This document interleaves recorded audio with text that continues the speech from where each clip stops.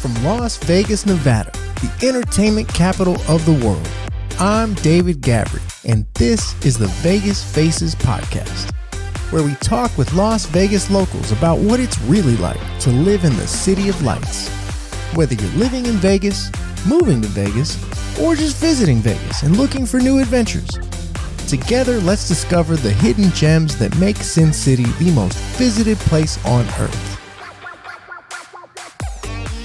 Hey everybody, welcome to the Vegas Faces podcast, where we talk everything Vegas and what it's like to live in the entertainment capital. I'm David Gavrey. I'm a Las Vegas realtor with Realty One Group Summerlin. Shout out to producer Paul behind the scenes, making us look good. This week's topic is a behind the scenes look at Vegas from a Las Vegas Review Journal reporter. With us today is Eli Segall. He's an investigative reporter for the Las Vegas Review Journal, which is the biggest newspaper in Las Vegas and all of Nevada. We're here to get his unique perspective and insight on living in Las Vegas. So let's get right into it. Eli, welcome to Vegas Faces. Thanks, David. Thanks for having me. Yeah, thanks for being here. You've lived in other cities. You've lived in many parts of the country. What is your take on living in Vegas compared to where you've previously lived? In some ways, Vegas is very similar to other places I've lived, but in other ways, it is wholly unique. I do feel that living here is at some points it's almost excruciatingly boring because it's so normal and so it's very suburban and it's just a very normal place. But then you have the Strip right smack dab in the middle of everything, and it's this just this surreal supercharged adult playground that generates an enormous amount of money and a crazy amount of money and crazy amount of things is spent there. Crazy amount of things go on there. So it's kind of bizarre, and exciting and weird all at the same time, having that in your backyard. Yeah, it is funny because people literally think we live at the casino. Like they don't even realize that there are things to do outside of the Strip. With what you do at the Review Journal, and the things that you've seen about Vegas, what are some things that people tend to get wrong about Vegas? Maybe some myths that they think. Curious to know what you think. Well, I think, like you said, I think a lot of people, when they first, think about people living in Las Vegas, they automatically assume that a lot of people live on or near the Strip, which is obviously not true. I think most people don't realize how sprawled out it is and how big it actually is. I think the population right now is around 2.3 million, something like that. And it's grown, at a very rapid pace for decades. And so I think people don't realize just the scope of how large the Las Vegas Valley actually is. They also don't realize that I certainly didn't realize when I moved here in 2012. I didn't know, just for instance, how many outdoor recreational opportunities there are. I think that's something a lot of people don't recognize. Obviously, Vegas is known around the world for its casinos and its entertainment and partying and nightclubs and that sort of thing. But when you get outside the Strip, far outside the Strip, there are obviously a lot of state parks, national recreation areas. A lot of mountain climbers live in Las Vegas, including the individual who did the Free Solo documentary. I think his name's Alex Honnold. He lives out here now. So there's this whole other subculture of outdoor recreation. Just as one example, I think of things that a lot of people who visit here don't really know much about Vegas don't realize is here. Yeah, one of our earliest episodes, we had a guy who is a professional mountain climber, and he says that people come from all over the world to climb at Red Rock Canyon, which is funny to me and you too, we live 5-10 minutes from it, to where we almost take it for granted. And we're like, wow, people hop on airplanes for 20 hours at a time just to go to this place that we can be in within a few minutes. Yeah, it's kind of interesting. I remember one time early on after I moved here, I happened to look through the visitors log at the logbook at the visitor center at Red Rock Canyon, National Recreation Area. And I remember seeing people from Sweden and, other areas of Europe and all over the world, maybe South America. So, a lot of international visitors come to Vegas anyways. And I don't know what percentage of them come here to go mountain climbing, or if there's a separate component of international visitors who just come to mountain climb. But there are definitely people who come here from all over the world over at Red Rock Canyon. Are there any spots, whether it's outdoor related, whether it's foodie related, restaurant, bars, or even family stuff too? We both have kids. Any places that you recommend that you really enjoy from living in Vegas? Sure. I mean, the area where I live, Summerlin, has a lot of parks, and so my wife and I, we'd like to take our daughter to parks. There's a big park next to her elementary school that she really likes to go to.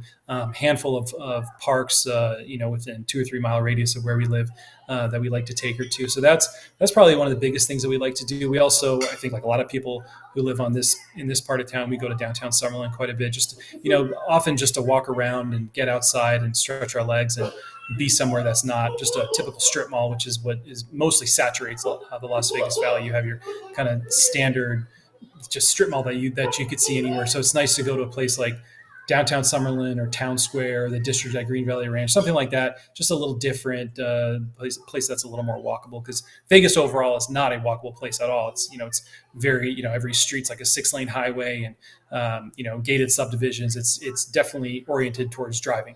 So to have a place where you can walk around for a little bit is always nice. And it seems like that's what they're doing. And all the new neighborhoods that they're developing, it's like they all have their own little town center, town, whatever you want to call it, little tiny downtown area that makes it feel like you're in a walkable city, like you're in Chicago, New York, or something, even though it's much, much smaller than that. Yeah, it's a far cry from those cities, but at least it gives people a place to walk around a little bit. Yeah.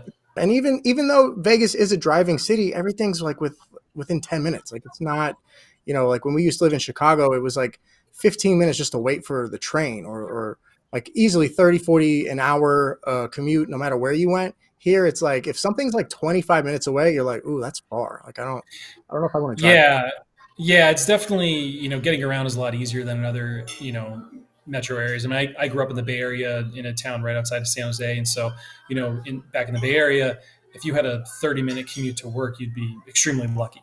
That's Yeah. probably non-existent for most people, and you compare that to other places like Southern California or Chicago, like where you guys used to live, or New York or whatever. It's obviously going to be much, much longer than that. So yeah, I mean, that people here are definitely spoiled to have maybe on average a 20 to 25-minute commute. I think the average in Vegas is actually around like 24 or 25 minutes, something like that.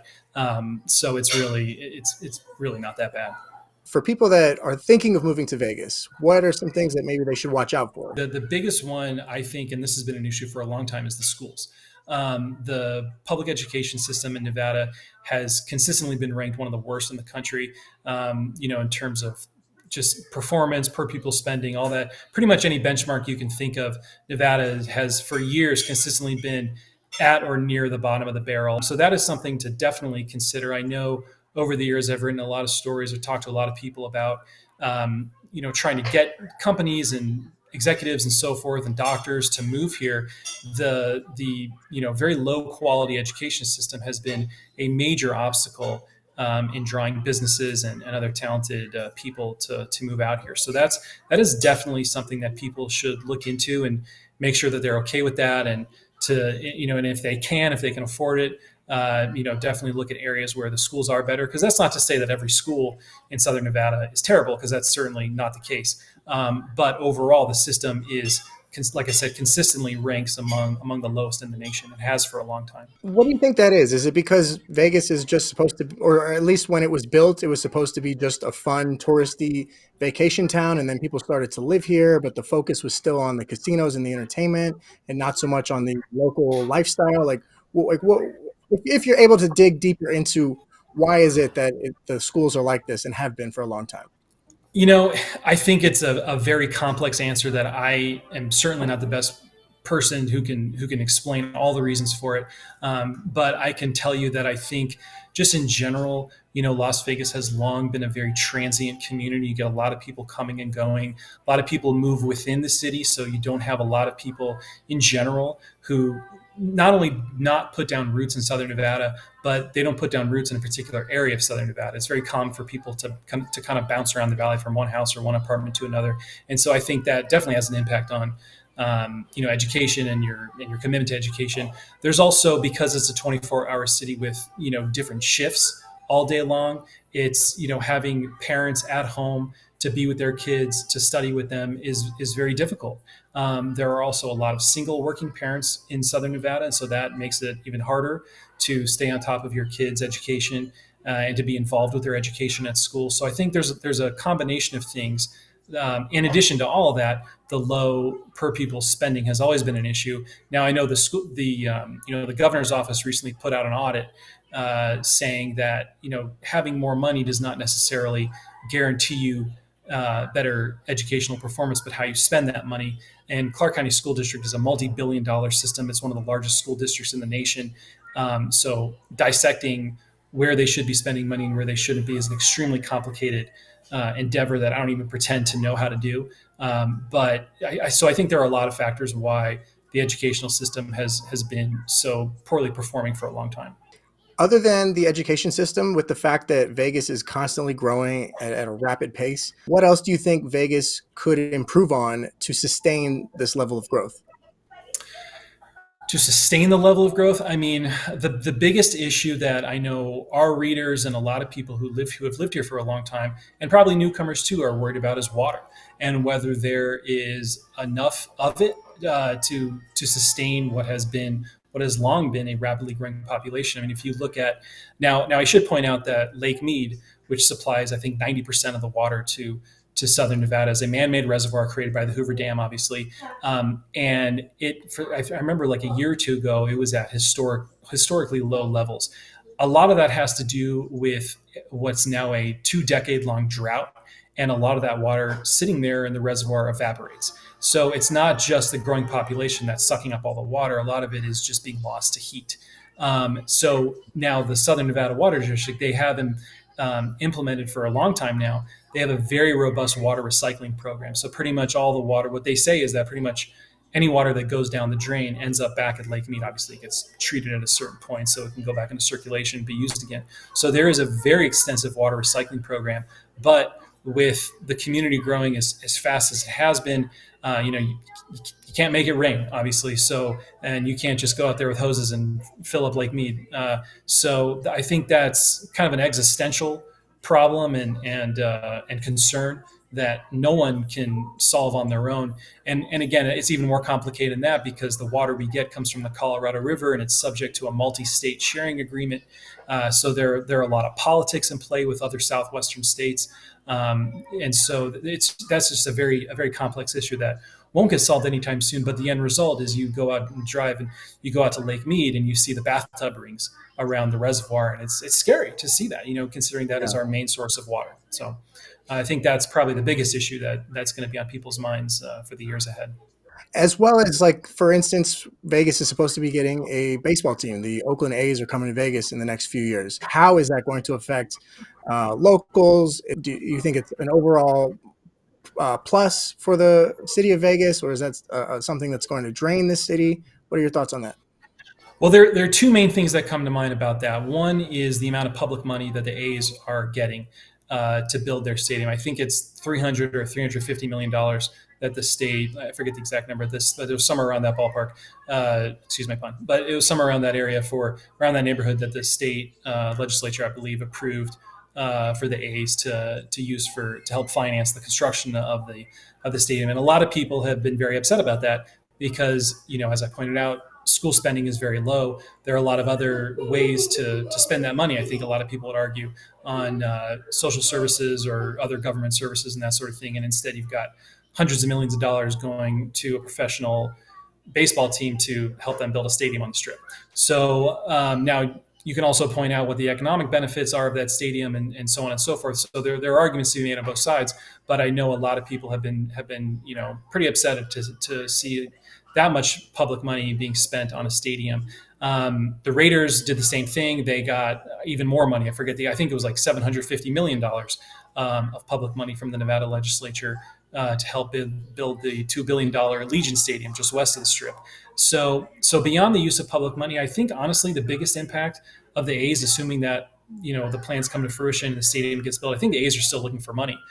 For additional money to cover the funding gap for their stadium. So assuming all that happens and they build the stadium, honestly, I think the biggest impact will be traffic on the Strip because it's right, it's being built at, the southeast corner of Tropicana Avenue and Las Vegas Boulevard, right across from MGM Grand, just on the other side of Trop from MGM Grand. It's one of the busiest intersections in Las Vegas. And as a result of that, I'm sure one of the busiest intersections in the entire state.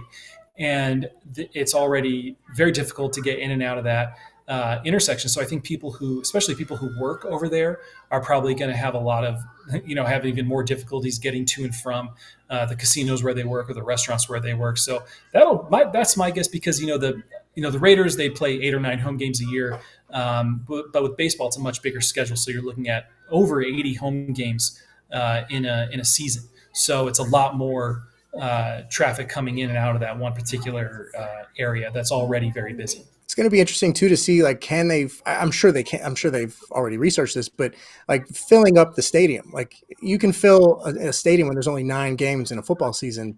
But for baseball, I guess the appeal is, oh, hey, let's go see our team at the Vegas stadium, like as opposed to diehard Vegas A's fans. I don't know how much of that is going to fill up the stadium, but my guess would be Yeah. maybe oh, hey, we're coming from another city and our baseball team's playing in Vegas. Let's make a whole Vegas trip out of it and see the game.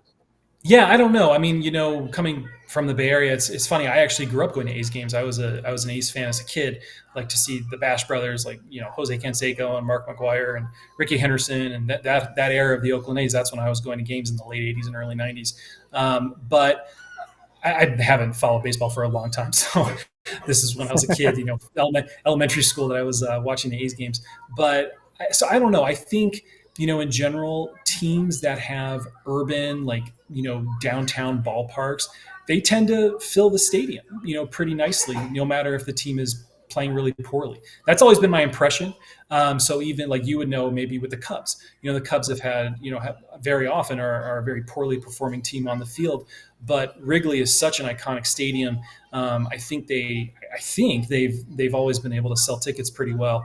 And with the Giants, when they moved from Candlestick Park way out on the outskirts of the city, on this peninsula kind of that poked into the San Francisco Bay, they moved right downtown, or right on the outskirts of downtown San Francisco, and they've done really well over there. At least in terms of getting fans and selling tickets to the games, it's a great location. So I think having a location on Las Vegas Boulevard in the heart of the Strip, it's not going to hurt. That's for sure. Now, whether they can sustain 80 plus games year in and year out, selling 30, 40,000 tickets, that remains to be seen. And that's, I think, a challenge for any team, no matter where they are. It depends on how well they're doing and their marketing programs and how well they sell tickets and that sort of thing. So we'll see. It's a big experiment. That's for sure. Yeah, 100%. Eli, I'm assuming the job at the Review Journal is what brought you to Vegas. And what was your initial reaction when, I'm assuming that's the case. If not, please tell me what brought you to Vegas. But what was your reaction as to, oh, wow, we're moving to Vegas? So I actually moved here to work for the Las Vegas Sun, the smaller paper in town. I moved here in 2012 from the Bay Area. I was working for a weekly business paper it's now called the Silicon Valley Business Journal. So I was working out there for a couple of years before I got my job at the Las Vegas Sun. So I moved here in 2012 to cover real estate for them. And at the time, my wife Heather and I were dating. We were not married at that point, and we were long distance. So when I moved here, we became a long distance relationship. So I moved here by myself. And so the thought of moving to Vegas to me it was interesting. I didn't really know much about it. I knew, at least in terms of real estate goes, all I knew was that it had had a big real estate bubbles, several years earlier, and a pretty bad crash. But that was about it. But I didn't know the extent of how bad it was until I moved here, and the extent of how extreme the housing bubble and real estate bubble had been until I moved here. But so I didn't really know a whole lot about kind of the ins and outs of Vegas and on a granular level. Like I had been here maybe 3 times, 4 times, 5 times in my life. That was about it. So I didn't really know a whole lot about it. Yeah, I had some friends from college. I went to college in Tucson at U of A who moved to Vegas right after college. We graduated in 2009, bought their first condo for like 25,000 and then sold it a few years ago for like 400. Yeah, I'm sure. Yeah. I mean, but yeah, you're right. Like it really hit this town hard back then. Oh yeah, it was really bad, and it was interesting because when I was in San Jose, I think every market in the country got hit by the Great Recession to some degree or another, and including the South Bay area where I was living and working. There were definitely a lot of foreclosures and abandoned commercial real estate projects and that sort of thing, but it paled in comparison to the financial wreckage that hit Las Vegas. I mean, this place was bad. I remember when I first moved here, driving around town, thinking, "Oh, it's not that bad. There's a lot of construction going on." But then I would look a little closer and say, "Hey, wait a second. Why is there nobody at any of these construction sites? Why are they all fenced off with with fencing with razor wire and barbed wire on top? And what's with all the graffiti on the bottom?" They were all abandoned. They had all the developers had lost their funding. They pulled the plug and walked away.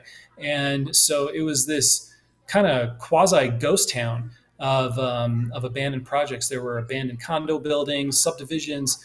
You go to the strip, there were two or three abandoned high rises that had never been finished. I remember doing stories in Pahrump, it's about an hour west of Las Vegas in Nye County.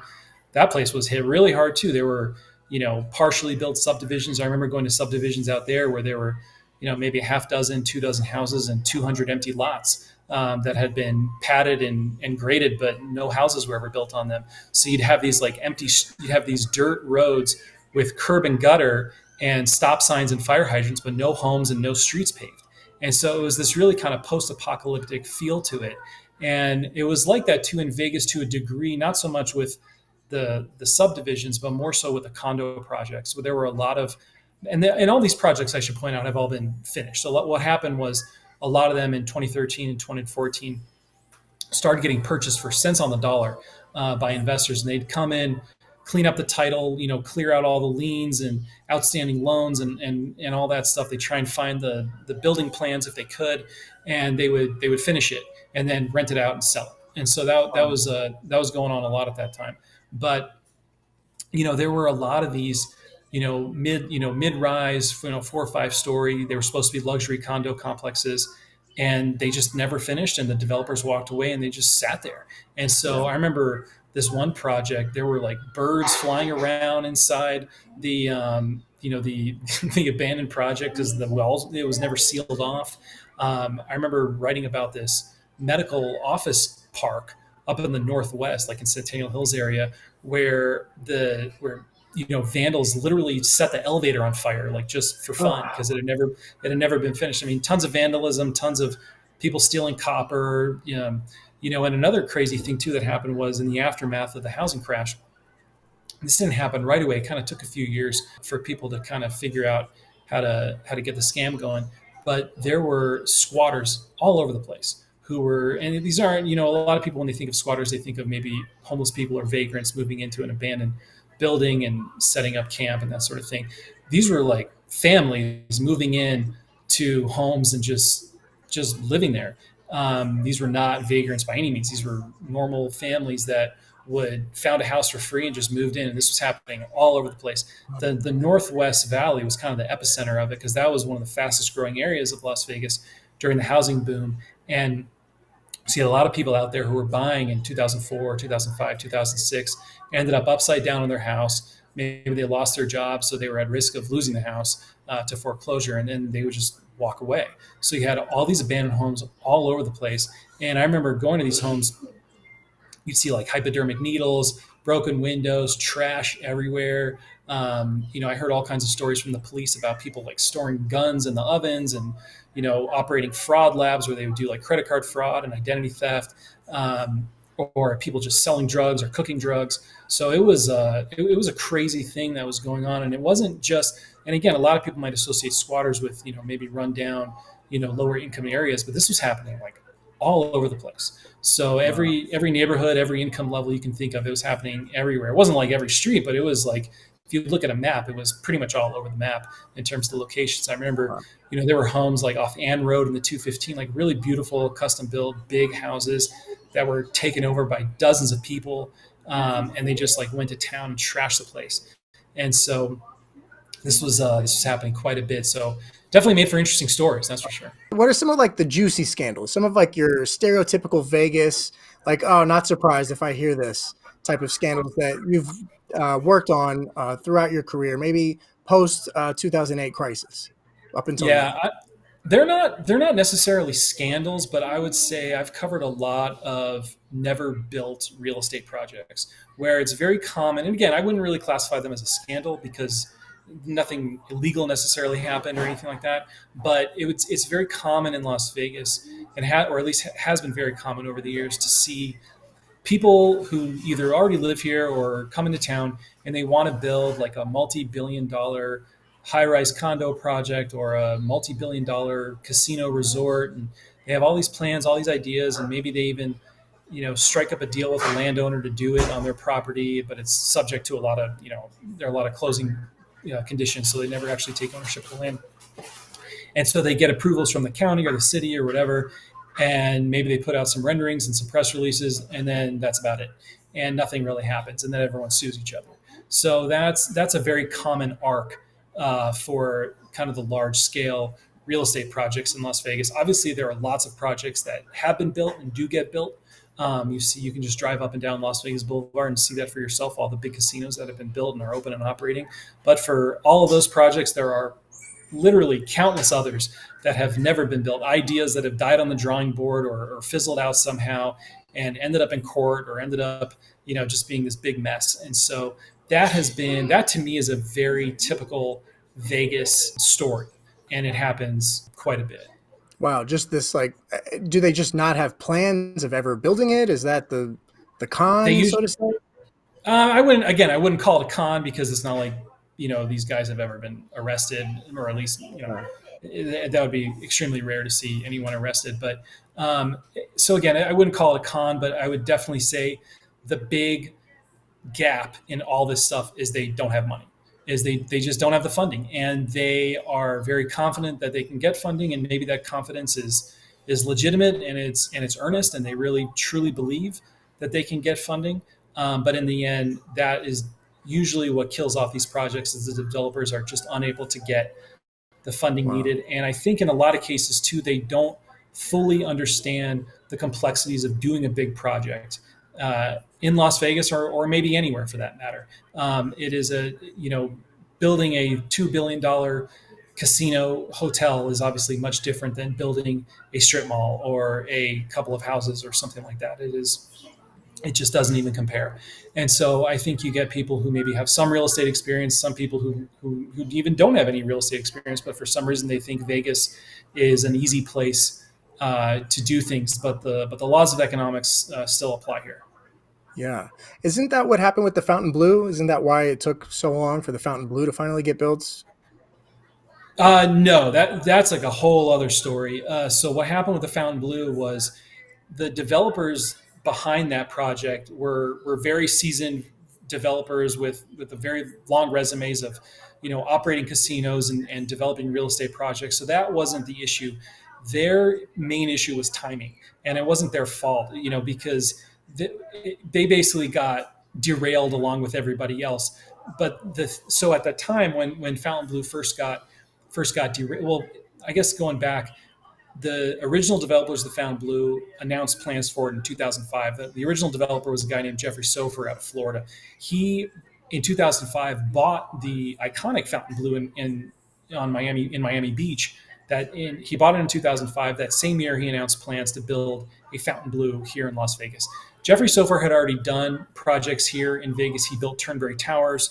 He's built a number of high rises in Las Vegas, in South Florida as well. So he's a very seasoned developer with a long track record of building big, expensive projects. His local partner for the Fountain Blue was a guy named Glenn Schaefer, who was a longtime casino executive here in Las Vegas. So you had the real estate side, you had the casino side. Everything seemed to make sense on paper. And then they built it, and then they started building it, and they got about 2/3, maybe 70% done. And then the economy just absolutely imploded. And I think they lost their funding from the banks. I think I know at one point they filed a lawsuit against their lenders claiming that they had reneged on their funding commitments. And then the project filed for bankruptcy protection in mid 2009. Like countless other projects around here at that time, it just got derailed by the economy that had crashed. And if you remember too, during the Great Recession, you know, overall in the United States, it was the worst recession in decades since the Great Depression. I would bet that by almost any measure, Vegas was the hardest hit in the country at that time within the United States. So, which kind of follows a long pattern in Vegas, which is that when things are going well nationally, things are doing great here in Las Vegas. But when things are doing poorly around the country, Vegas is in like a full-on nosedive. It gets very bad. So you have these two extremes and Wow. very little in between because we're so reliant on tourism and discretionary spending and real estate development, things that get essentially shut off or get greatly curtailed during times of economic stress. And when those are your biggest industries, or two of your biggest casinos are clearly our biggest industry, real estate not so much, but when those are main economic drivers, disproportionately bigger here than in other cities, then you're going to feel a bigger economic impact. And that's what's happened on a couple of occasions, on at least three occasions I know of here in Las Vegas, or two or three occasions. So in any event, with the Fountainbleu went bankrupt. Carl Icahn, billionaire corporate raider, he bought it for I think like $150 million in 2010, and then basically sat on it and didn't really do anything with it. And then 7 years later, 2017, he sells it for $600 million to a developer named Steve Witkoff. He partnered with a company called New Valley. It's a real estate development firm out of Miami. I think they're a subsidiary of a cigarette maker, actually, the Vector Group. So they partnered to buy it for 600. And then about 5 or 6 months after their purchase closed, they announced plans to rename it, and they had Marriott on board, Marriott International on board. They were going to have a couple of Marriott brands. There's going to be a JW and an Edition brand inside what was now being called the Drew Las Vegas, DREW. Is named for Steve Witkoff's son, Andrew, who had died several years earlier of an OxyContin overdose, actually. Oh my Um, God. and, Wow. and he was naming the hotel after his son. And then things were moving along. Visually, it looked like things were moving pretty slowly at the Drew after Witkoff bought it and announced plans to rename it and reopen it. So you would see some activity every once in a while, but it definitely felt like things were, at least from the outside, looked like things were moving slowly.